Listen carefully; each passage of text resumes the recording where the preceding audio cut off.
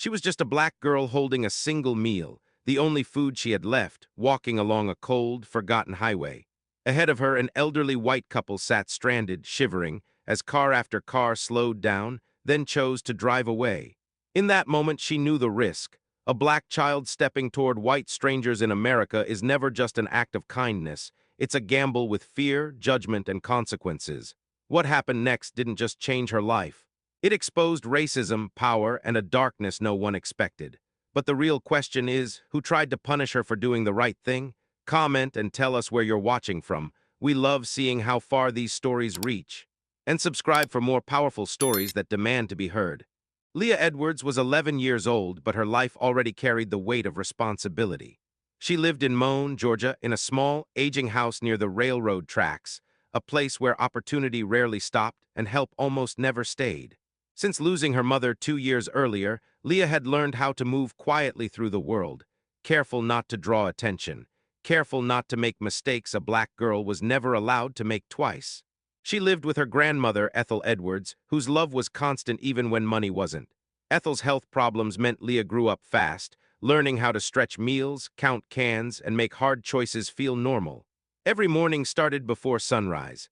Leah helped around the house, grabbed her worn backpack, and walked miles to Jefferson Middle School, past boarded-up homes and empty streets that told her exactly where she stood in the world.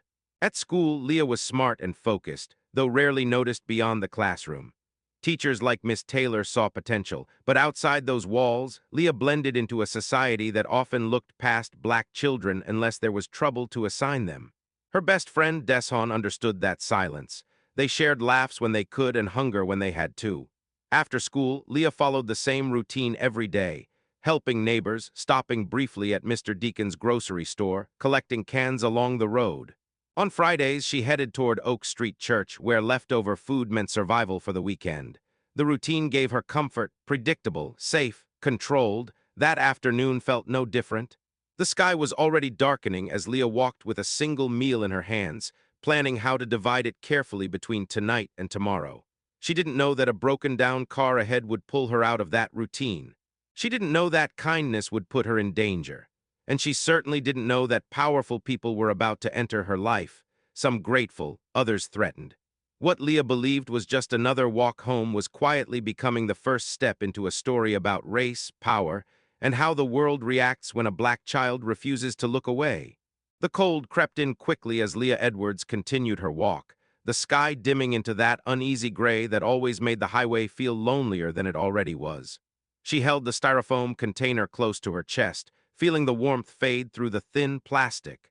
Mr. Deacon had insisted she take it from outside his grocery store, and Leah had accepted only because arguing would waste time. Inside was fried chicken, cornbread, and greens, one full meal meant to be stretched across 2 days. She had already decided how to ration it. Hunger was familiar, planning was survival. As Leah passed the abandoned Sunoco gas station, she noticed a silver sedan pulled over on the shoulder. The hood was raised. An elderly white man stood beside it, moving slowly, his body stiff with age and uncertainty. Inside the car, an elderly white woman sat hunched forward, arms wrapped tightly around herself, her breath visible in the cold air. Leah slowed without meaning to. She watched as a car approached, brake lights flashing briefly, then speeding away. Another followed, same hesitation, same decision. Her stomach tightened. Leah understood what was happening. She had seen it before, just never this clearly. People were weighing risk, and the presence of a black child nearby tipped the scale toward fear. Helping could wait. Leaving was easier. Leah felt that familiar pressure settle into her chest, the awareness that simply existing in the wrong place could make her dangerous in someone else's story. Her instinct told her to keep walking. A black girl approaching a white couple on a dark road wasn't just kindness. It was a calculation with consequences. She imagined passing cars, distant accusations, questions she wouldn't be allowed to answer safely. She imagined her grandmother waiting at home, unaware of how quickly things could go wrong. Leah took a few steps forward, then stopped. The elderly woman's shaking grew worse. The man's shoulders dropped, exhaustion and helplessness etched into his posture. Leah thought of Ethel Edwards, of nights spent rubbing aching joints, of quiet sacrifices no one applauded. She thought of her mother's voice, steady and firm, reminding her that fear didn't decide who you were, choices did. Leah turned around. Each step back toward the car felt heavier than the last. She scanned the road, aware of how exposed she was. The elderly man noticed her and stiffened immediately. His name was Harold Whitmore, though Leah didn't know that yet. Years of comfort and influence hadn't prepared him for this moment. He saw a child approaching, but instinct, shaped by headlines and quiet bias, kept his guard raised. The woman stepped out slowly, shivering as she pulled her sweater tighter. Margaret Whitmore had spent decades as a nurse, caring for children from every background. One look at Leah told her this wasn't a threat. It was a child carrying too much responsibility for her age. Still, Margaret felt the tension in the air, the unspoken risk pressing down on all of them. Leah spoke carefully, her voice calm, respectful, measured. She asked if they were okay, if they had been able to call anyone. Harold answered cautiously, eyes scanning the empty road. No signal, no help. Leah's mind worked fast. She knew of a nearby farm with a phone and a truck. She explained it clearly, offering to run there and come back. Harold hesitated, the idea of letting a black child disappear into the dark for his sake sitting heavily on his conscience. Before either adult could respond, Leah made another decision. She opened the styrofoam container. Steam rose into the cold air, carrying the smell of warm food. Her stomach twisted sharply as she held it out, knowing exactly what she was giving up. Margaret's eyes widened. Harold froze. Leah insisted, gently but firmly, brushing off questions, brushing off concern. She didn't wait for approval. Then she turned and ran. Her feet pounded the asphalt as darkness swallowed the road ahead. The cold burned her lungs, fear sharp in her chest, but she didn't slow down. Behind her, Harold and Margaret Whitmore stood in stunned silence, watching a hungry black girl disappear into the night for strangers. What Leah didn't know was that this single moment would not only awaken gratitude, it would attract attention, and not all of it would be kind. The knock on the door came just after sunset the next evening, firm, deliberate, impossible to ignore. Leah Edwards froze in the hallway as Ethel Edwards slowly rose from her chair, her heart pounding with a familiar fear she had carried her entire life.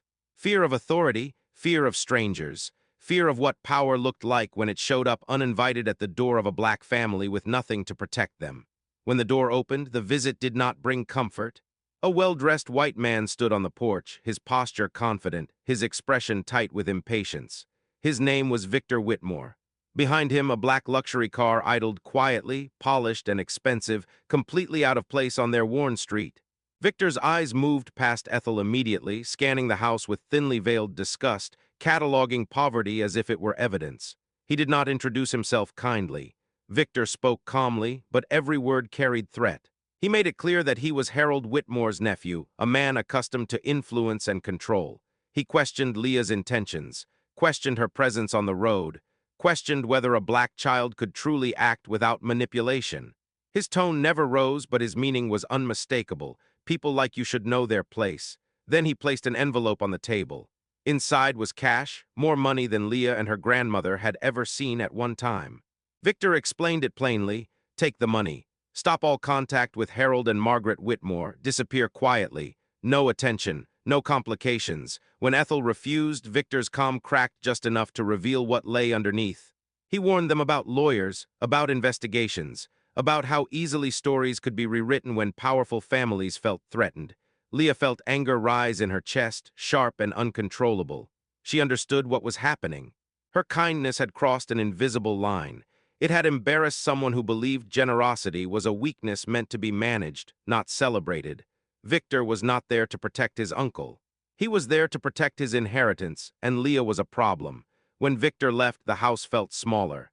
The fear lingered in the air like smoke.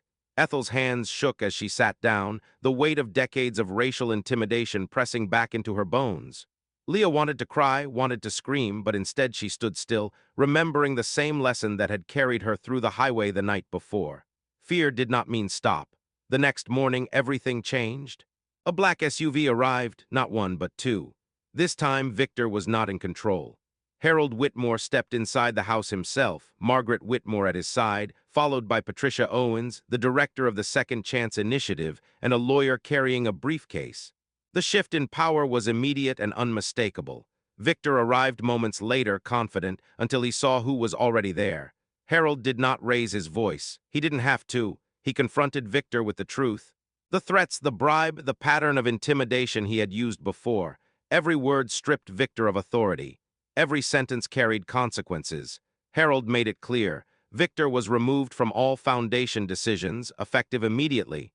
Any further contact with Leah or her family would trigger legal action and a public reckoning. Victor's power collapsed in real time. He left without a word, his control gone, his tactics exposed. Leah stood quietly beside her grandmother as Harold turned to her, his voice steady but emotional. In that moment, Leah understood something life-changing. The world would try to punish black kindness, but accountability could still exist. And the real fight was only just beginning. After Victor Whitmore was removed from power, the house felt different, lighter, quieter, safer. For the first time since the knock on the door, Leah Edwards slept through the night. The fear that had crept into her home did not disappear completely, but it no longer controlled the air she breathed. What happened next unfolded steadily, not as a miracle, but as accountability finally doing its job. Harold Whitmore and Margaret Whitmore did not walk away once the danger passed. They stayed. They listened. They learned. They made it clear that Leah's kindness was not a mistake to be hidden, but a truth to be honored. Support followed, real support, not charity meant to silence guilt. Opportunities opened for Leah's future. Stability arrived for Ethel Edwards, who had spent her life surviving without protection. For once, a black family did not have to beg the system to see them. The system was forced to respond. But this story was never just about help. It was about how quickly kindness from a black child became suspicious. How generosity triggered fear instead of gratitude. How Victor Whitmore felt entitled to threaten, bribe, and intimidate because history had taught him he could. His actions were not an exception. They were a reflection of a system that punishes black compassion while protecting white power. Leah did nothing wrong, yet she had to face danger, accusation, and fear simply for doing what most people claim they would do in the same situation. That is the reality millions live with every day. Racism does not always shout. Sometimes it knocks politely, carries an envelope, and dares you to stay silent. What makes this story powerful is not just that Victor lost, it's that accountability won. It's that Harold Whitmore chose to confront injustice instead of protecting comfort. It's that a young black girl learned, early and painfully, that her humanity matters, even when the world tries to deny it. Leah Edwards went back to her routine. School, home, helping others, but she was not the same. She knew now that her choices had power, and so do ours, because the real question isn't whether Leah was brave. The real question is, when faced with injustice, will we protect our comfort, or will we stand up, speak out, and choose humanity? If this story moved you, share it with someone who needs to hear it, and subscribe to Black Community Struggles for more powerful stories about justice, truth, and our community's fight to be seen. And don't forget to hit the like button. Your support helps these stories reach the people who need them most.